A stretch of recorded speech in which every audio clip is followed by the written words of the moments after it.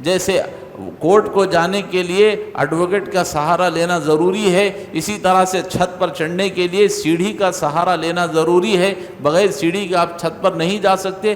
ایسے ہی اللہ تعالیٰ کے پاس تمہاری دعا کو پہنچنے کے لیے کسی نہ کسی ولی اور پیغمبر کا سہارا لے کر ہی آپ دعا پہنچا سکتے ہیں، یہ کہنا بالکل غلط، تو یہ جو ہے شرک ہو جائے گا۔ اس لیے ہم اور آپ جب بھی مانگیں گے ڈائریکٹ اللہ تعالیٰ سے مانگیں، کہ جب بھی مدد مانگنا ہو تو صرف رب سے مدد مانگی جائے۔ رب کو چھوڑ کر کسی سے مانگنا یہ شرک ہے، اور مدد کرنے والی ذات اگر دنیا میں کسی کی ہے تو صرف اللہ کی ذات ہے۔ ہو سکتا ہے کہ اس کی مدد وقت پر آ جائے، کبھی ہو سکتا ہے کہ اس کی مدد میں تاخیر ہو، یہ ہو سکتا ہے، لیکن اللہ کی ذات سے نا امید نہ ہو، اللہ تعالیٰ کی ذات سے امید رکھتے ہوئے رب سے مانگے، اللہ ضرور قبول کرے۔ اللہ کے رسول نے فرمایا اگر تمہارے جوتے کا تسمہ بھی ٹوٹ جائے، تمہارے جوتے کی ڈالی بھی ٹوٹ جائے، وہ بھی مانگنا ہے تو رب سے مانگو۔ یہ ہے وَإِذَا اسْتَعَنْتَ فَاسْتَعِنْ بِاللَّهِ، جب بھی مدد مانگو گے تو رب سے مدد مانگو۔ الحمدللہ نحمده ونستعینه ونستغفر ونعوذ بالله من شرور أنفسنا ومن سيئات أعمالنا، من يهده الله فلا مضل له ومن يضلل فلا هادي له، وأشهد أن لا إله إلا الله وحده لا شريك له، وأشهد أن محمدا عبده ورسوله أرسله بالحق بشيرا ونذيرا، أما بعد فإن خير الحديث كتاب الله، وخير الهدي هدي محمد صلى الله عليه وسلم، وشر الأمور محدثاتها وكل محدثة بدعة وكل بدعة ضلالة وكل ضلالة في النار، فأعوذ بالله السميع العليم من الشيطان الرجيم، بسم الله الرحمن الرحيم، خاف والقرآن المجيد بل عجبوا أن جاءهم منذر منهم وقال الكافرون هذا شيء عجيب،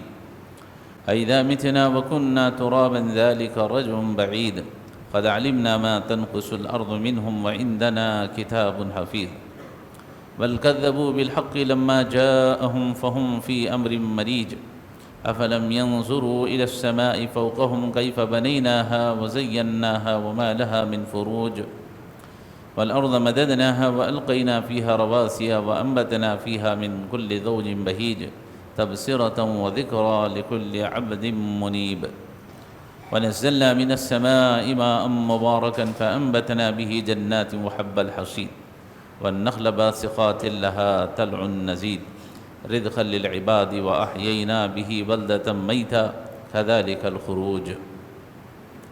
قال الله تبارك وتعالى في موضع آخر، بسم الله الرحمن الرحيم، إياك نعبد وإياك نستعين، قال رسول الله صلى الله عليه وسلم وَإِذَا اسْتَعَنْتَ فَاسْتَعِنْ بِاللَّهِ۔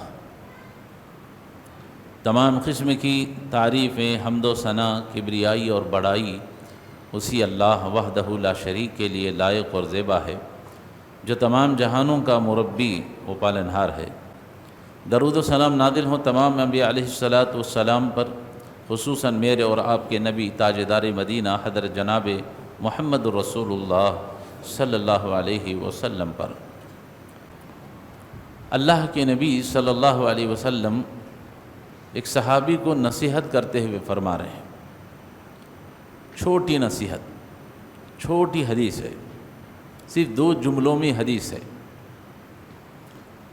حدیث کے الفاظ ہیں وَإِذَا اسْتَعَنْتَ فَاسْتَعِنْ بِاللَّهِ۔ اللہ کے نبی صلی اللہ علیہ وسلم فرما رہے ہیں کہ جب بھی مدد مانگو اللہ سے مدد مانگو۔ صرف 2 جملوں میں پوری، جیسے سمندر کو کوزے میں بھر دیا گیا ہو، ایسی بات اللہ کے نبی صلی اللہ علیہ وسلم نے بیان فرما دی۔ وَإِذَا اسْتَعَنْتَ فَاسْتَعِنْ بِاللَّهِ، جب بھی مدد مانگو اللہ سے مدد مانگو۔ اور ہم اور آپ غور کریں، نماز میں کھڑے ہوتے ہیں، تو سورہ فاتحہ پڑھتے ہیں، بغیر سورہ فاتحہ کے نماز نہیں ہوتی۔ ہم ہر نماز میں یہ دعا کرتے ہیں اللہ تعالیٰ سے۔ کہاں پر؟ سورہ فاتحہ میں کہتے ہیں ایاک نعبد و ایاک نستعین۔ پڑھتے ہیں کہ نہیں پڑھتے ہیں؟ اس کے معنی کیا ہے؟ ہم تیری ہی عبادت کرتے ہیں اور صرف تجھ ہی سے مدد مانگتے ہیں۔ کیا کہہ رہے ہیں؟ ہم تیری ہی عبادت کرتے ہیں اور صرف تجھ ہی سے مدد مانگتے ہیں۔ تو یہاں بھی جملہ جو کہا گیا کہ جب مدد مانگو صرف اللہ سے مدد مانگو۔ آیت اور حدیث ایک دوسرے سے ٹیلی ہو رہی ہے، تو ہمیں اور آپ کو بھی جب کبھی مدد مانگنی ہے صرف اللہ سے مدد مانگنی۔ اللہ کو چھوڑ کر کسی پیغمبر سے، کسی پیر سے، کسی ولی سے، یہاں تک کہ خود نبی کریم صلی اللہ علیہ وسلم سے، جبکہ آپ دنیا میں نہیں ہیں، آپ سے مانگنا، محمد صلی اللہ علیہ وسلم سے کہ آپ مجھے اولاد دے دیجئے، آپ میری بیماری دور کر دیجئے، آپ میرا فلاں مسئلہ حل کر دیجئے، آپ سے مدد مانگنا یا آپ کی خبر کے پاس بیٹھ کر آپ سے مانگنا، یہ بھی شرک ہے۔ صرف مانگا جائے تو کس سے؟ وَإِيَّاكَ نَسْتَعِينُ کے معنی ہے صرف ہم تجھ ہی سے مدد مانگتے۔ اور رسول اللہ صلی اللہ علیہ وسلم نے بھی یہ حدیث میں ہی بیان فرما دیا، جب بھی مدد مانگو صرف اللہ سے مدد مانگو۔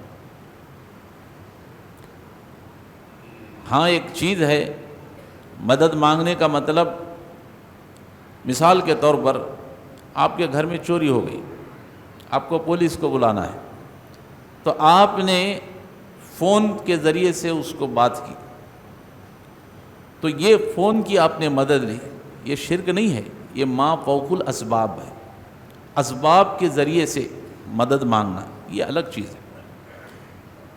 آپ کو پانی کی پیاس لگی ہے، آپ چل کر کے پانی تک نہیں پہنچ سکتے، آپ نے کسی کو کہہ دیا کہ بھائی صاحب یہ پانی ذرا ایک گلاس لا کر دے دیجیے، تو یہ مدد مانگنا یہ جائز ہے۔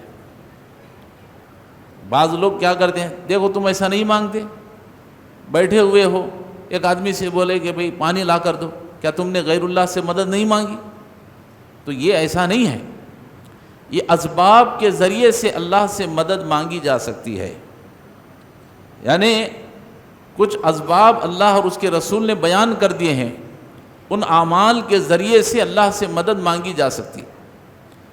لیکن یہ کہنا کہ ڈائریکٹ اللہ ہماری نہیں سنتا، اس لیے ہمیں اللہ سے ڈائریکٹ نہیں مانگنا چاہیے، جیسے کورٹ کو جانے کے لیے ایڈوکیٹ کا سہارا لینا ضروری ہے، اسی طرح سے چھت پر چڑھنے کے لیے سیڑھی کا سہارا لینا ضروری ہے، بغیر سیڑھی کے آپ چھت پر نہیں جا سکتے۔ ایسے ہی اللہ تعالیٰ کے پاس تمہاری دعا کو پہنچنے کے لیے کسی نہ کسی ولی اور پیغمبر کا سہارا لے کر ہی آپ دعا پہنچا سکتے ہیں، یہ کہنا بالکل غلط، تو یہ جو ہے شرک ہو جائے گا۔ اس لیے ہم اور آپ جب بھی مانگیں گے ڈائریکٹ اللہ تعالیٰ سے مانگیں، اور ہم ہر نماز میں وہی پڑھتے ہیں۔ آئیے کچھ مثالیں میں آپ کے سامنے پیش کرتا ہوں کہ جب بھی انبیاء علیہ الصلاۃ والسلام نے، صحابہ نے مدد کی ضرورت پڑی تو اللہ کو کیسے انہوں نے ڈائریکٹ پکارا۔ سب سے پہلی مثال، کیونکہ وقت مختصر سا ہے، اللہ کے نبی صلی اللہ علیہ وسلم کی جو حدیث ہے، جب بھی مدد مانگو تو اللہ سے مدد مانگو، تو انبیاء علیہ الصلاۃ والسلام میں سے ایک پیغمبر کی مثال میں آپ کے سامنے پیش کرتا ہوں، حضرت یونس علیہ الصلاۃ والسلام۔ یہ مثالیں اس لیے دی جاتی ہیں تاکہ بات سمجھنے میں آسانی ہو۔ پیغمبروں کو بھی ضرورت پڑی مدد کی تو انہوں نے رب سے مانگا۔ یونس علیہ الصلاۃ والسلام نے کئی سال تبلیغ کی، قوم نہیں مانی، اللہ تعالیٰ نے عذاب کے آثار نمودار فرما دیے۔ حضرت یونس علیہ الصلاۃ والسلام اپنی قوم کو چھوڑ کر اب بھاگ گئے کشتی میں سوار ہو کر، اب عذاب آئے گا تو قوم ہلاک ہوگی، میں بھی ہلاک ہو جاؤں گا، اس لیے حضرت یونس علیہ الصلاۃ والسلام قوم کو چھوڑ کر کشتی میں سوار ہو کر چلے۔ جب آپ کی کشتی سمندر 20 سمندر میں پہنچ گئی تو سمندر کے اندر وہ کشتی بھنور میں پھنس گئی، گھیراؤ میں آ گئی۔ اس وقت زمانے میں یہ سمجھا جاتا تھا، یہ روایت تھی اس وقت، کہ اگر کوئی غلام اپنے آقا کو چھوڑ کر بھاگ کر آتا ہے تو کشتی سمندر میں بھنور میں پھنس جاتی، اور جب تک یہ غلام اس کشتی میں بیٹھا رہے گا وہ کشتی ایسے ہی بھنور میں رہے۔ اس کا علاج یہی ہوگا کہ اس غلام کو اس کشتی سے باہر کر دیا جائے۔ چنانچہ مشورہ کیا گیا کہ آخر کون ہے جو اپنے آقا کو چھوڑ کر بھاگ کر آیا ہے غلام؟ کوئی جواب نہیں دے رہا۔ تو ہوا یہ کہ خورا ڈالا گیا کہ جس کے خورا میں نام نکلے گا اسے سمندر میں اٹھا کر ڈال دیا جائے۔ تو خورا ڈالا گیا، پہلی مرتبہ حضرت یونس علیہ السلام کا نام آیا، دوسری مرتبہ ڈالا گیا حضرت یونس علیہ السلام کا، اتنے جلیل القدر پیغمبر، تیسری مرتبہ ڈالا گیا تو حضرت یونس علیہ السلام کا نام آیا۔ تو حضرت یونس علیہ السلام نے اپنے قوم کے لوگوں سے کہا کہ اے کشتی والو، واقعی میں جو فیصلہ ہوا ہے وہ صحیح ہوا ہے، میں ہی وہ غلام ہوں جو اپنے رب کو چھوڑ کر بھاگ کر آیا ہوں، لہذا میرے اوپر یہ فریضہ ہے کہ میں سمندر میں کود جاؤں۔ چنانچہ حضرت یونس علیہ السلام سمندر میں کود پڑے۔ اللہ تبارک و تعالی نے مچھلی کو حکم دیا یونس کو نگل جائے اور انہیں کوئی تکلیف نہ ہو۔ بہرحال مچھلی نے آپ کو نگل لیا۔ حضرت یونس علیہ السلام جب مچھلی کے پیٹ میں پہنچے، جب ان کو ہوش آیا تو دیکھا ایسے لگ رہا تھا کہ شاید وہ ختم ہو چکے ہیں، انتقال کر چکے ہیں، لیکن جب ان کے ہاتھ اور پیر حرکت میں آ گئے تو یونس کو احساس ہوا کہ نہیں، میں زندہ ہوں۔ حضرت یونس علیہ السلام کو احساس ہوا کہ نہیں، میں زندہ ہوں۔ چنانچہ حضرت یونس علیہ السلام نے مچھلی کے پیٹ سے اللہ سے مدد مانگی، کسی اور سے نہیں، ڈائریکٹ کس سے مانگا؟ اللہ تعالیٰ سے۔ حضرت یونس علیہ السلام سمندر کے اندر مچھلی کے پیٹ سے دعا فرما رہے ہیں۔ قرآن مجید نے اس کا ذکر کیا، فنادا فی الظلمات اللہ الہ الا انت سبحانک انی کنت من الظالمین۔ اللہ تعالیٰ نے قرآن مجید میں اس کا نقشہ کھینچا ہے، فنادا فی الظلمات، بالآخر اس نے ظلمات میں سے، اندھوروں میں سے ہم کو پکارا۔ ایک تو آسمان کا اندھیرا، دوسرا سمندر کا اندھیرا، تیسرا مچھلی کے پیٹ کا اندھیرا۔ حضرت یونس علیہ السلام کہہ رہے ہیں فنادا فی الظلمات، اے اللہ میں تجھے ظلمات میں سے، اندھیروں سے پکار رہا ہوں۔ اللہ الہ الا انت، تیرے سوا کوئی معبود نہیں، سبحانک، اے اللہ تیری ذات پاک ہے، انی کنت من الظالمین، بے شک میں ظالموں میں سے ہوں۔ رب سے دعا مانگی، مدد مانگی حضرت یونس علیہ السلام نے۔ اللہ رب العالمین نے حضرت یونس علیہ السلام کی اس دعا کو قبول فرمایا اور کہا فاستجبنا له ونجیناہ من الغم وکذالک ننجی المؤمنین۔ اللہ نے فرمایا کہ ہم نے یونس کی پکار کو سنا اور اسے ہم نے غم سے نجات دی، وَكَذَلِكَ نُنْجِي الْمُؤْمِنِينَ، ہر مومنوں کو ہم ایسے ہی نجات دیا کرتے ہیں۔ اللہ کے نبی صلی اللہ علیہ وسلم فرماتے ہیں اگر یونس علیہ السلام سمندر کی مچھلی کے پیٹ سے اگر اس دعا کو نہ پڑھتے، اللہ سے اس دعا کے ذریعے سے نہ مانگتے، تو قیامت کے دن اسی مچھلی کے پیٹ سے آپ اٹھائے جاتے۔ تو معلوم یہ ہوا اس واقعے سے کہ جب بھی مدد مانگنا ہو تو صرف رب سے مدد مانگی جائے۔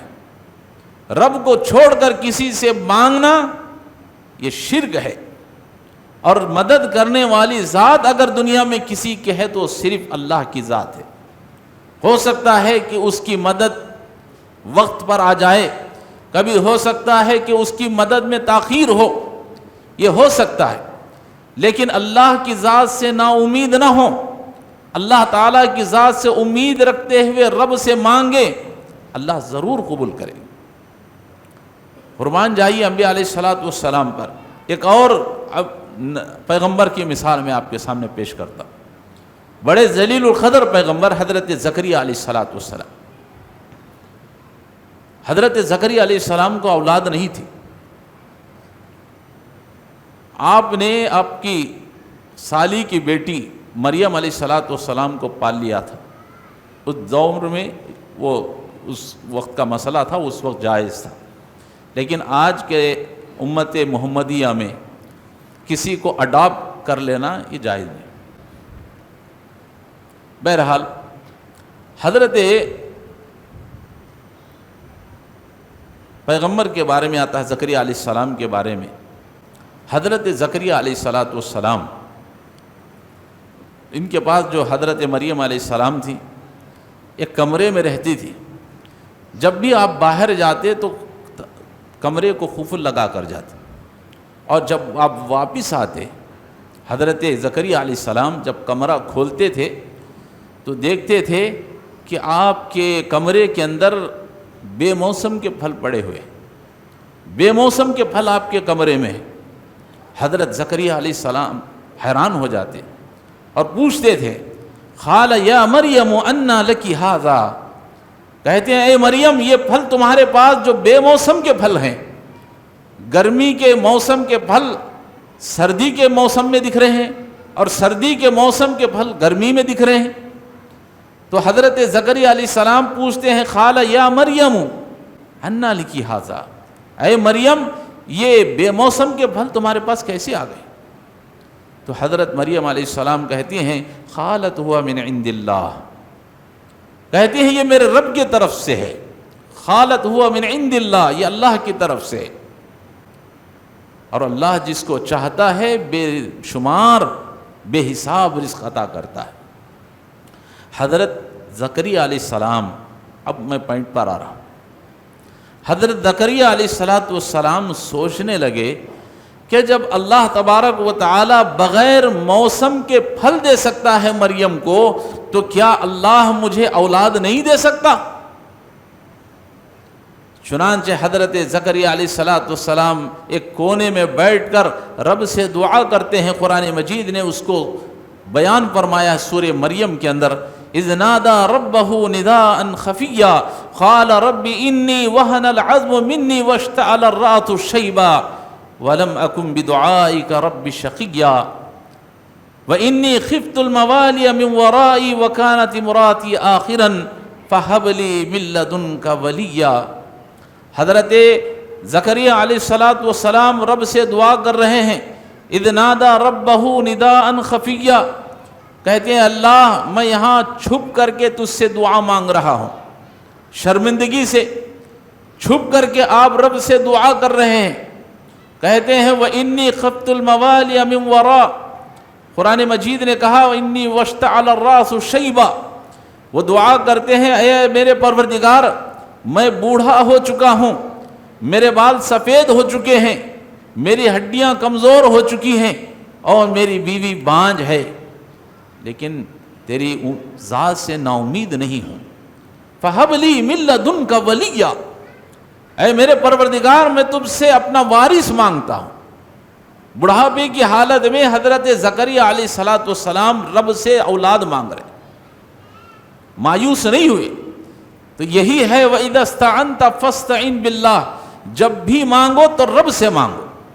حضرت زکریا علیہ السلام رب سے دعا کر رہے ہیں، فَهَبْ لِي مِن لَّدُنْكَ وَلِيًّا، اللہ ضرور میں بوڑھا ہو چکا ہوں، میرے بال سفید ہو چکے ہیں، میری بیوی بانجھ ہو چکی ہے، لیکن تیری ذات سے میں نا امید نہیں ہوں. فَهَبْ لِي مِن لَّدُنْكَ وَلِيًّا، اللہ تو مجھے وارث عطا فرما. اللہ رب العالمین کی رحمت جوش میں آتی ہے. اللہ تبارک و تعالی فرشتے کو حکم دیتا ہے جاؤ میرے پیغمبر سے کہہ دو یا زکریا انا نبشرک بغلام اسمہ یحییٰ لم یجعل لہ من قبل سمیہ. فرمایا اے فرشتے جاؤ میرے زکریا کو بشارت دے دو ایک لڑکے کی، اور اس لڑکے کا نام یحییٰ ہوگا.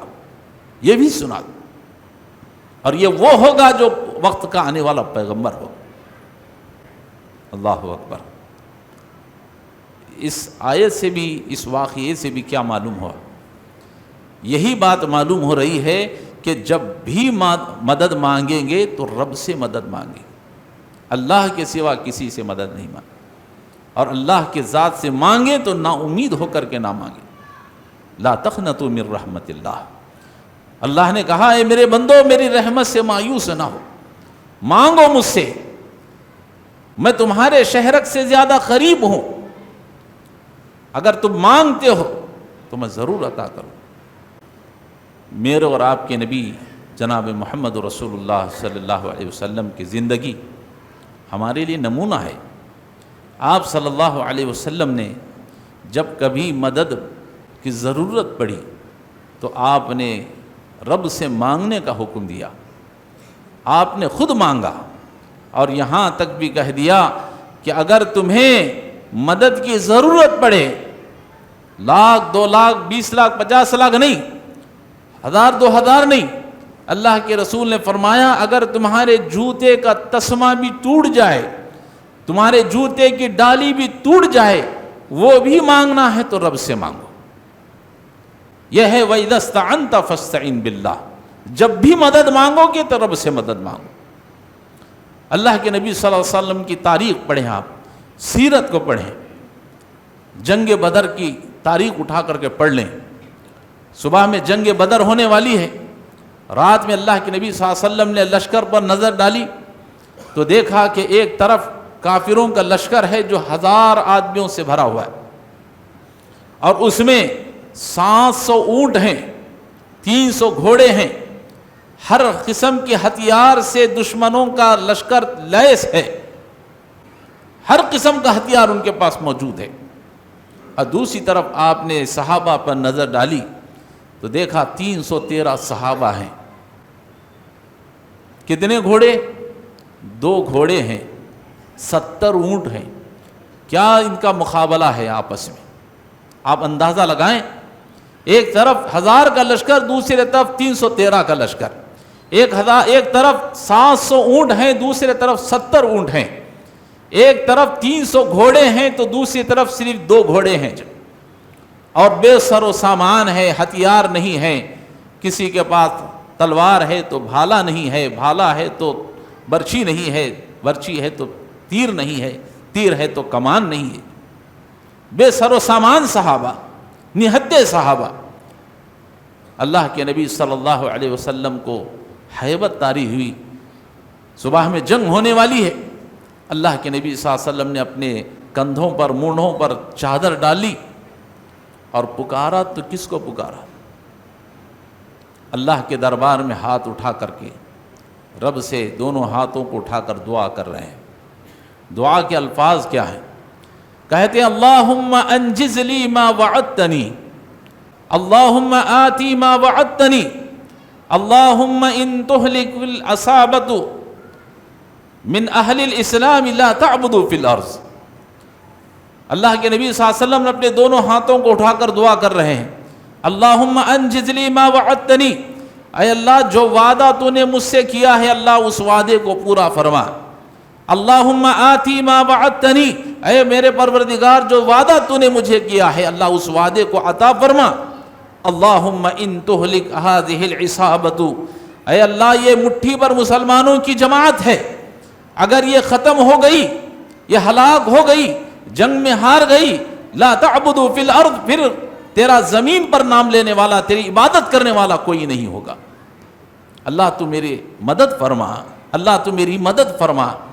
حضرت ابوبکر صدیق رضی اللہ تعالی عنہ آتے ہیں، دیکھتے ہیں کہ اللہ کے نبی صلی اللہ علیہ وسلم کی آنکھوں سے زار و خطار آنسو بہ رہے ہیں، اتنے آنسو بہے کہ آپ کی داڑھی مبارک بھیگ گئی، زمین آپ کے آنسوؤں سے تر ہو گئی۔ اللہ کے نبی صلی اللہ علیہ وسلم کے کندھوں پر مونڈھوں پر جو چادر تھی وہ زمین پر گر پڑی ہے۔ حضرت ابوبکر رضی اللہ تعالیٰ عنہ کی آنکھوں میں آنسو آ گئے، آپ نے اس چادر کو اٹھایا، اللہ کے نبی صلی اللہ علیہ وسلم کے کندھوں پر رکھا اور فرمایا اللہ کے رسول بس کیجئے، بس کیجئے، اللہ نے آپ سے جو وعدہ کیا ہے اللہ اس وعدے کو ضرور پورا فرمائے۔ لیکن نبی ہیں کہ گڑ گڑا کر رب سے مدد مانگ رہے۔ اللہ اکبر، نبی کے ہاتھ ابھی زمین کی طرف بھی نہیں آئے تھے، اللہ رب العالمین نے جبرائیل علیہ السلام کے ذریعے سے آپ کو وحی نازل فرما دی۔ آیت نازل ہوتی ہے، استستغیثون ربکم فاستجاب لکم انی ممدکم بألف من الملائکۃ مردفین۔ اس وقت کو یاد کرو جب تم اپنے رب کو پکار رہے تھے، استستغیثون ربکم فاستجاب لکم، اللہ نے تمہاری اس آواز کو سن لیا، اللہ نے تمہاری اس پکار کو سن لیا۔ انی ممدکم بألف من الملائکۃ مردفین، اللہ تبارک و تعالیٰ تمہیں 1000 فرشتوں کے ساتھ مدد کرنے کا تم سے وعدہ کرتا ہے۔ اللہ تعالیٰ 1000 فرشتوں کو اس جنگ میں تمہارے لیے نازل کرے گا۔ اللہ اکبر۔ نبی کے ہاتھ نیچے بھی نہیں آئے تھے، اللہ تعالیٰ نے 1000 فرشتوں کے ذریعے سے اللہ کے نبی کی مدد فرمائی۔ یہ ہے ایاک نعبد و ایاک نستعین، ہم تیری ہی عبادت کرتے ہیں اور تجھ ہی سے مدد مانگتے ہیں۔ تو ہمیں جب کبھی بھی مدد کی ضرورت پڑے اللہ سے مدد مانگنا چاہیے، ان سے ان سے امید رکھنے کی ضرورت نہیں ہے۔ اللہ سے مدد مانگے، ہو سکتا ہے کہ دیر ہو اندھیر ہو لیکن انشاءاللہ اللہ کی مدد ضرور آئے گی۔ شرط یہ ہے کہ وَأَنْتُمُ الْأَعْلَوْنَ إِن كُنتُم مُؤْمِنِينَ، تم پکے مومن بن جاؤ گے تو اللہ ضرور تمہاری مدد کرے گا۔ اب آپ کہیں تو وہ تو انبیاء علیہ السلام تھے، وہ تو پیغمبر تھے، وہ تو اللہ کے نبی تھے، ہمارا کیسا؟ آپ تاریخ اٹھا کر کے پڑھیں، چونکہ وقت نہیں ہے کہ اسے بیان کیا جائے۔ ایک صحابی عورت کی مثال میں آپ کے سامنے پیش کرتا ہوں۔ حالانکہ اللہ کے رسول صلی اللہ علیہ وسلم دنیا میں زندہ ہیں، اس کے باوجود بھی اس نے رب سے مدد مانگی، وسیلہ نہیں لیا، اللہ تیرے رسول کے وسیلے سے مجھے عطا کرما، فلاں تیرے نبی کے وسیلے سے میری مدد فرما۔ عورت نے دعا نہیں کی۔ حضرت خولہ بنت ثعلبہ رضی اللہ تعالیٰ عنہ، حدیث میں آتا ہے ایک مرتبہ حضرت عمر رضی اللہ تعالیٰ عنہ امیر المومنین تھے، خلیفہ تھے وقت کے، اپنے صحابہ کے ساتھ، اپنے سپاہیوں کے ساتھ، بڑے بڑے لوگوں کے ساتھ، وزیروں کے ساتھ راستے سے گزر رہے تھے۔ اتنے میں ایک بوڑھیا نے آپ کو سلام کیا اور اشارہ کیا، عمر ٹھہرو میں تم سے بات کرنا چاہتا ہوں۔ حضرت عمر رضی اللہ تعالیٰ عنہ وقت کے خلیفہ کھڑے ہو گئے اور پوچھا کہ کیا بات؟ تو وہ عورت حضرت عمر رضی اللہ تعالیٰ عنہ سے بات کرنے لگی۔ صحابہ بازو کھڑے ہو کر خاموش دیکھ رہے تھے۔ بہت دیر ہو گئی، عمر رضی اللہ تعالیٰ عنہ بڑے ہی، حالانکہ جلیل القدر صحابی ہیں اور یہ وہ ہیں جن سے شیطان بھی ڈرتا تھا، لیکن اس عورت کے سامنے ہاتھ باندھ کر کے کھڑے ہو کر سن رہے ہیں، بار بار سر ہلا رہے ہیں، ٹھیک ہے ٹھیک، بڑو ادب احترام کے ساتھ۔ صحابہ تعجب کرنے لگی، اتنی دیر ہو گئی، بڑے بڑے لوگ آپ سے ملنے کے لیے کھڑے ہیں لیکن حضرت عمر ایک معمولی عورت کے سامنے کھڑے ہو کر اتنا دیر بات کر۔ جب گفتگو ختم ہو گئی تو صحابہ نے پوچھا، امیر المومنین عمر بن خطاب، ہم نے دیکھا کہ آپ ایک عورت سے اتنی دیر بات کر رہے ہیں جبکہ آپ کے لیے ملنے کے لیے بڑے بڑے لوگ کھڑے ہیں، اور آپ ایک عورت، معمولی عورت کے لیے آپ اتنی دیر کھڑے ہو کر کے بات، ہمیں تعجب ہو رہا۔ جانتے ہو عمر نے کیا کہا؟ کہا کہ لوگوں، یہ عورت وہ ہے جس کی بات کو اللہ نے 7 آسمان پر سنا تھا۔ کیا فرمایا؟ یہ عورت وہ ہے جس کی بات اللہ نے 7 آسمان پر سنی۔ اور سنو، اللہ کی قسم کھا کر کہتا ہوں، اگر یہ عورت مجھے صبح سے لے کر غروب ہونے تک، سورج شام ہونے تک یہ عورت مجھے کھڑا کرتی تو برابر میں اس کی بات کو کھڑے ہو کر کے سنتا، اس لیے کہ اس کی بات کو اللہ نے 7 آسمان پر سنا۔ جانتے ہو وہ بات کیا تھی جو اللہ تعالیٰ نے 7 آسمان پر اس عورت کی بات سنی؟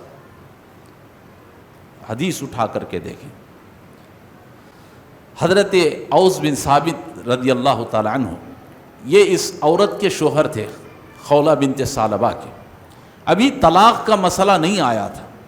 اس زمانے میں طلاق یہ ہوتی تھی کہ اگر کوئی شوہر اپنی بیوی سے کہہ دیتا کہ تو میرے لیے میری ماں کی جیسی ہے، تو میری بہن کی جیسی ہے، ایسا اگر کوئی کہہ دیتا تو اس کے لیے وہ طلاق ہو جاتی۔ زمانے جاہلیت کی ایک رسم تھی، کوئی بھی آدمی یہ کہہ دیتا کہ تیری صورت میری ماں کی جیسی ہے، تیری شکل میری بہن کی جیسی ہے، فلاں ہے، بس اتنا کہہ دیتا تو اس کی طلاق ہو جاتی۔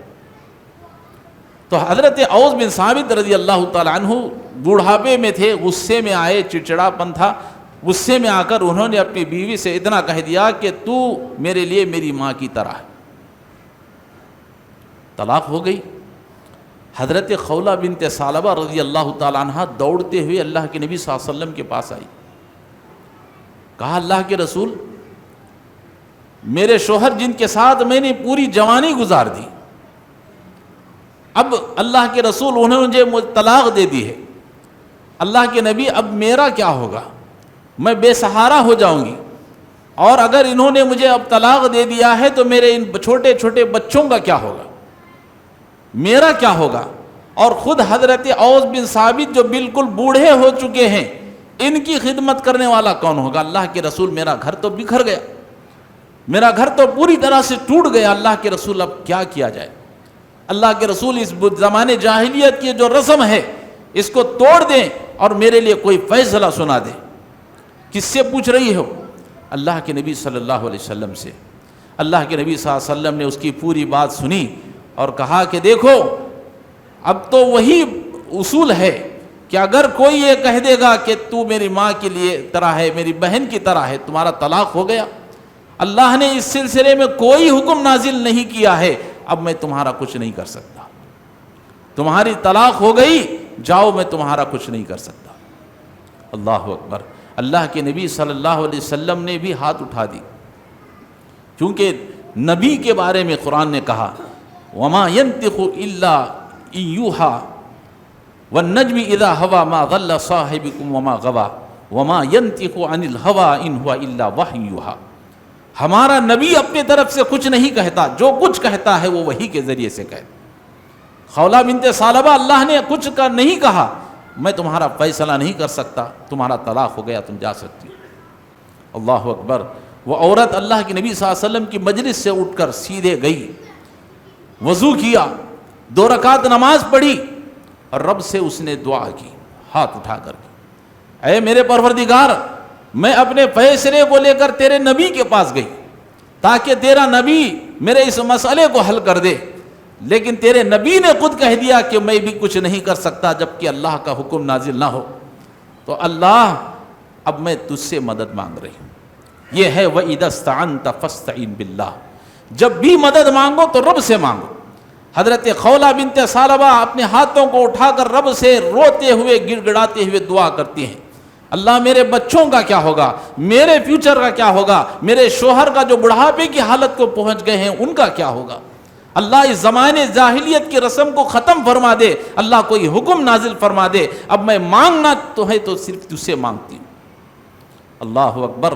رب کی رحمت جوش میں آتی ہے۔ اللہ تبارک و تعالی، ابھی اس عورت کے ہاتھ زمین کی طرف بھی نہیں آئے تھے، جبرائیل علیہ السلام کو اللہ تعالی وحی دے کر کے بھیجتا ہے، جاؤ میرے نبی پر وحی کو نازل کر دو۔ وحی نازل ہوتی ہے 28ویں پارے کی سب سے پہلی آیت، قد سمع اللہ قول التی تجادلک فی زوجہا وتشتکی الی اللہ واللہ یسمع تحاورکما ان اللہ سمیع بصیر۔ بے شک اللہ نے اس عورت کی آواز کو سن لیا، اس عورت کی بات کو سن لی جو تجھ سے اپنے شوہر کے بارے میں تکرار کر رہی تھی، بحث کر رہی تھی۔ ان اللہ سمیع بصیر، بے شک اللہ تعالیٰ سننے والا اور دیکھنے والا۔